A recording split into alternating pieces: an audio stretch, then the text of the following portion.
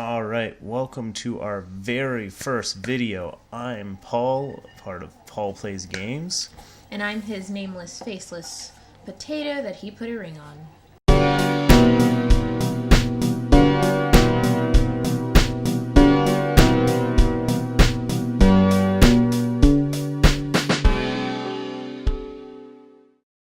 This first game is called Firewatch.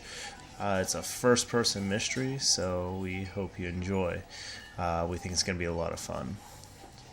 So, Boulder, Colorado, 1975.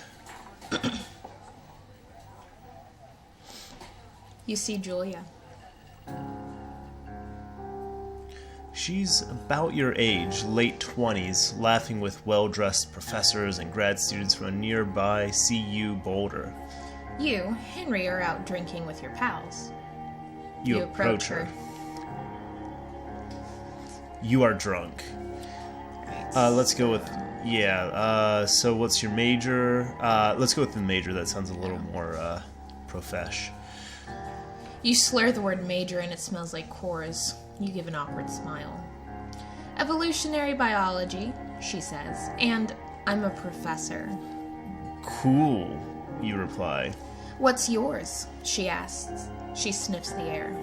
Toxicology. Got him. Was that a burn, you ask? She says definitely. Worried she hurt your feelings, she asks if you want to split a cheeseburger. Good old pity date. 1 week later, you are Julia's boyfriend. And they move quick. Yeah, that escalated quickly. Alright, so... Escalator. Yeah, this is an elevator, actually. Quickly. Yeah, an elevator. Pick it up. Oh, that's me. That's you. Okay, so we are co-controlling here. Oasis has the mouse and the looker, and I'm the mover guy. The looker. Yes, well, she is the looker between. Oh. Yes, so it looks like there's a trash pile. Here's a nice little truck. It looks like we can load it up. So, just kind of see what happens here. Get on out of Dodge. Okay. You date for over a year. She drives you absolutely nuts. It's great. You move in. You share an apartment near the school with a view of the mountains. You two drink beers out on the deck. You drink beer just about anywhere. Life is good. Moving in thing happened quick too. Julia wants to get a dog. There's a scruffy, undersized beagle. Julia is in love. I thought that said bagel. That would probably be the better option of the two. She wants to bring it with her to class. There's also an intimidating but gentle-eyed German shepherd. Nothing bad could happen to Julia while walking this dog. It's bad, but... So... Bucket. Mayhem. I mean, Julia really wants the beagle, so I guess... Does that mean you'll buy me a pug one day? No. Okay. No. Great. All right. Then I will fulfill Julia's longing. At least one of the two of you can be happy. Bucket's a good dog, and a week later you've totally forgotten about the other one. Julia loves him. You love him too. So you could love our pug. Yeah, this is fiction. Rude. You talk out on the deck. It's summer. 9:30 p.m. The heat still radiates high off the desert. What do you think about kids? She asks. Kids? They're not very smart or good at much. I'm saying if you and I have some. A couple little idiots. You want kids? Yeah, they're already living together. You might as well have some kids. Why not? Yeah. In that case, we should probably get married. Yes. Yeah, I would like that, you say. These kids are going to be screwed up enough. It's probably for the best that their parents are hitched. You say she's absolutely right. Getting a little out of order there. Whatever, man. It's pretty. Yeah, so let's, so very clearly, yeah, the graphics are really nice. They want us to go not this direction, but I'm a big believer in going the opposite direction, see what they're hiding. They're hiding fire danger. Oh, yeah. Okay. Okay. Well, see if we can start one. Fire. It's the thoroughfare trailhead. No fireworks. Okay. Because everyone's gonna explode. This is not for inexperienced hikers. Learn to live with bears. You're in their country. This is their land. It's bear land. Okay, yes, thank you. Very good. It's Thursday night and Julia is 4 hours late. She doesn't call. You're worried and getting angrier by the minute. She walks in after you've gone to bed. That's rude. She's not quite drunk, but she's clearly been having a fun time. You fight when she gets between the sheets. Do we get mad or do we ignore her? I mean, it's bedtime and you're already asleep.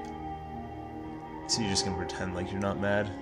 I would pretend that I'm still asleep and then get mad at you later. I would just be mad at you right away. Okay.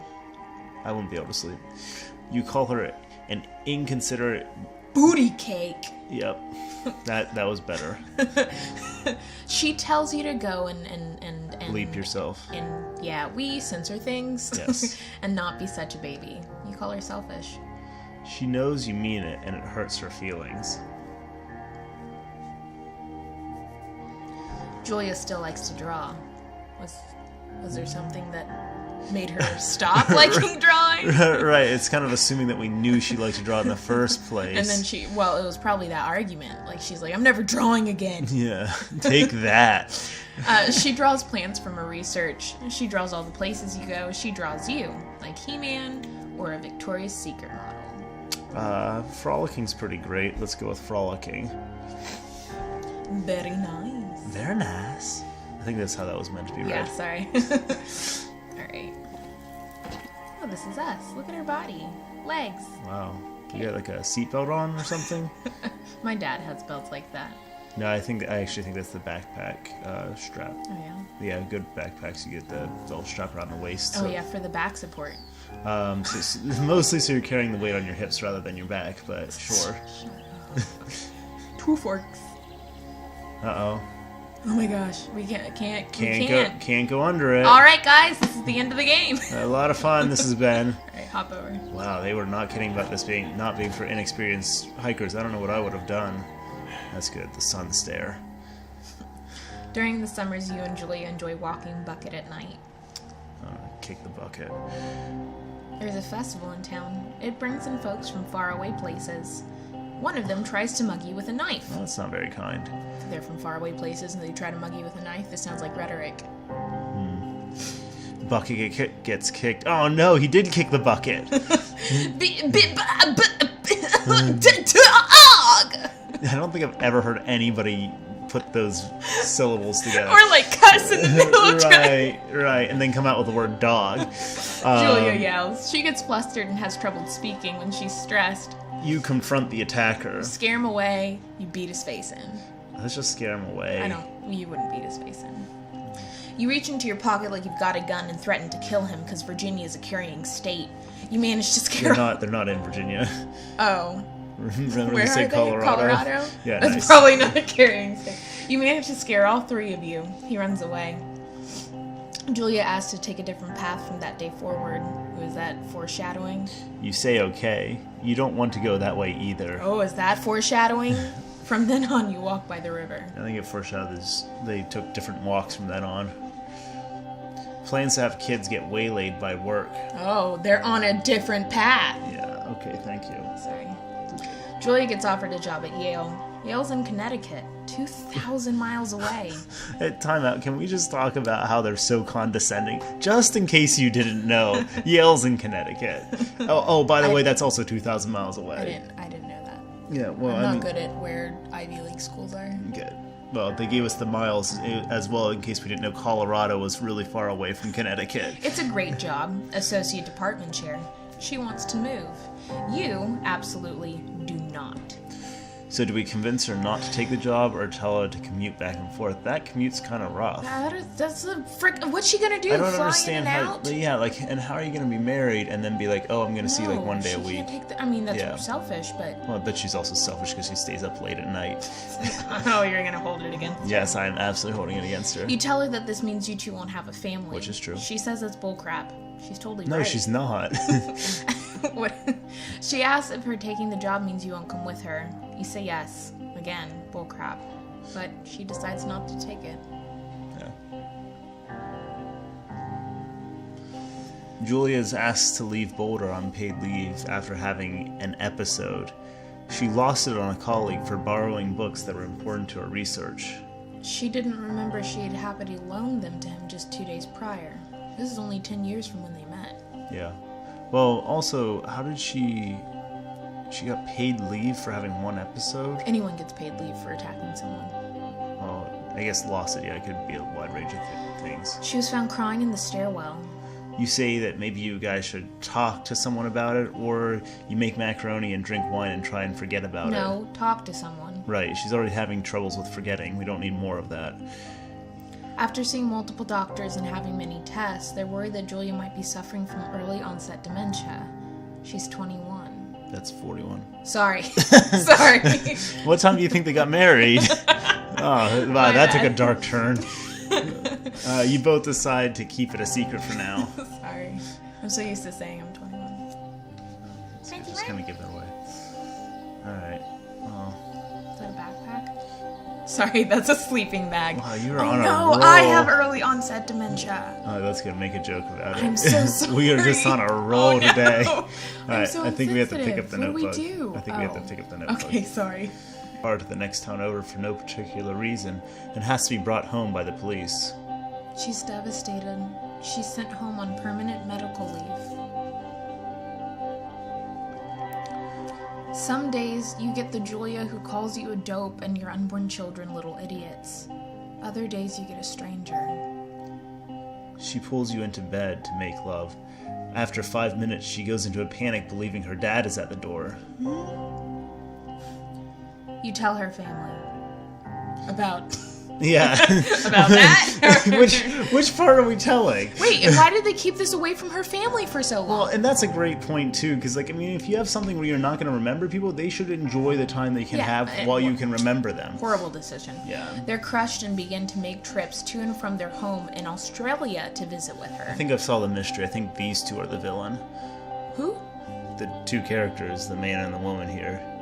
They're the villains? Yeah, I mean, they're not telling their family. They're making bad life decisions very clearly. They're setting us up for this. I don't understand. Okay, whatever. For a little while, your friends come by with little things to brighten up the day. She gets worse. Some friends. You spend your days following Julia around the house. You count the seconds between the 2 weekly visits from Daniel, the nurse. Sorry. Go ahead. He suggests that Julia could live somewhere else. Somewhere with 24-hour care. A home. It sits with you for a couple of months. Alright, so, I mean, you're counting down the seconds between the 2 visits from Daniel, the nurse, and she's only going to get worse. But you're just going to throw your wife in a home? No. You'll throw me in a home when things get rough? No, I knew of course it. not. Okay. Yeah, I think I'd be determined to take care of you. Thank you. I'll make it very, very difficult for you. I'm sure. I already make it very difficult. No, you don't. Alright. So, nice little path, McGrath here.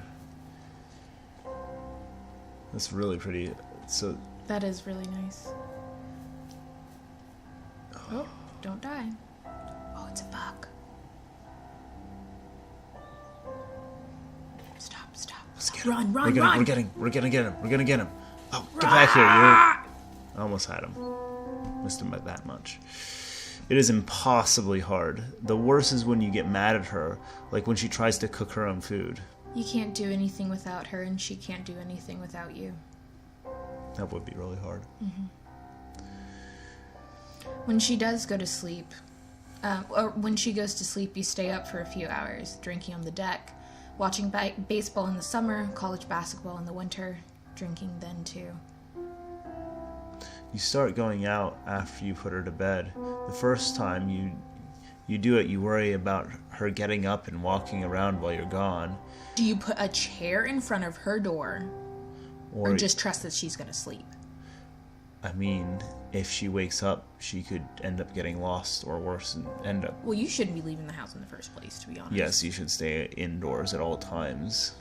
I mean, if you should get an adult babysitter, an adult sitter. Probably can't afford it. Not with the medical bills and everything. I mean, it sounds really callous, but I'd be okay with putting a chair in front of the bedroom door. Isn't she gonna freak out getting locked in a room if she wakes up? If she wakes up, she could freak out and run to the next town over, or run out into the street. Her physical safety is more important than her emotional safety. That's awful. You go to the same bar at the boring end of Pearl Street. It's nice there. Over time, you tell Sheila, who's not a licensed practicing counselor, the bartender, everything. It's a huge weight off. You're home and in bed by 1 a.m. a couple nights a week. You look forward to those nights. What are you doing the other nights? Does that mean you get home earlier? You don't get home at all? I think you're just staying inside with her at all times because she has to have constant supervision.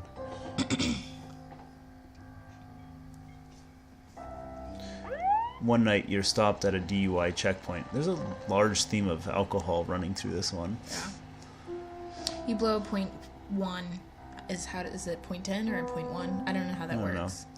I think .06 is the legal limit. Oh. And are taken to jail for the night. You consider trying to hide it, but you tell your sister-in-law, Susan. No more secrets. Julia's parents take the next plane from Australia. They can't believe the state your house is in. Then they tell you Julia is coming to live with them. You don't argue. You say you'll visit soon. A few weeks go by. Summer is coming and you see an ad in the paper for a job. You take it.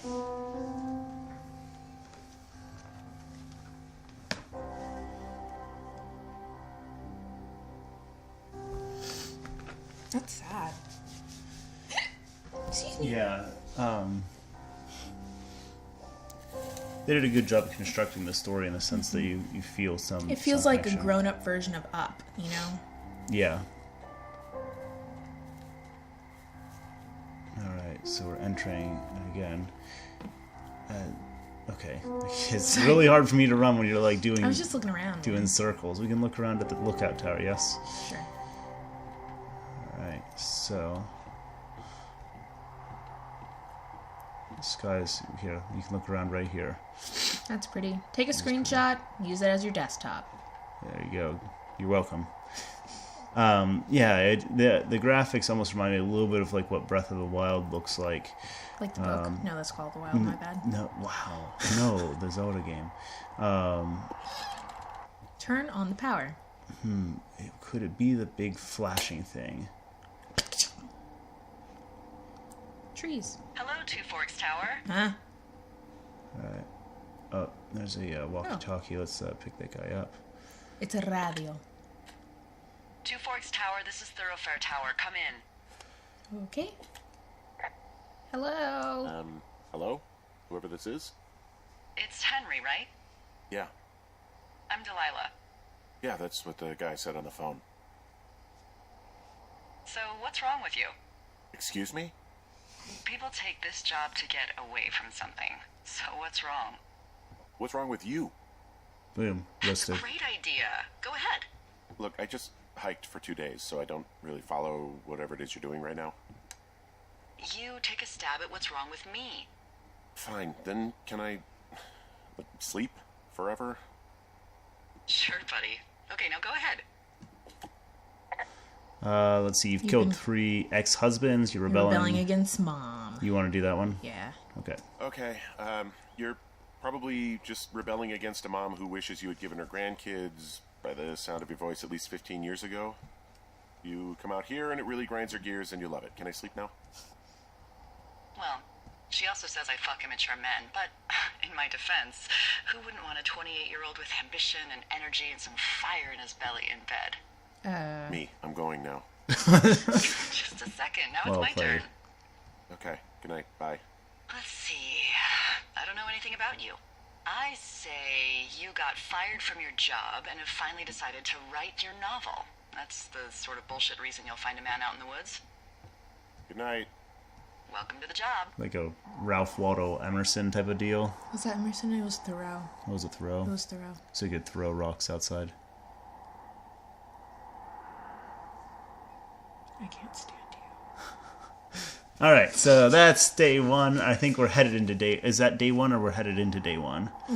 That was day 1. But it took him 2 days to get there. All right, let's call it a night. I mean, he is. So, tell you what, we will stop this one here. We will pick back up next video now that we've finally gotten through all the intro stuff. So, thanks for watching. Smack that subscribe button for us.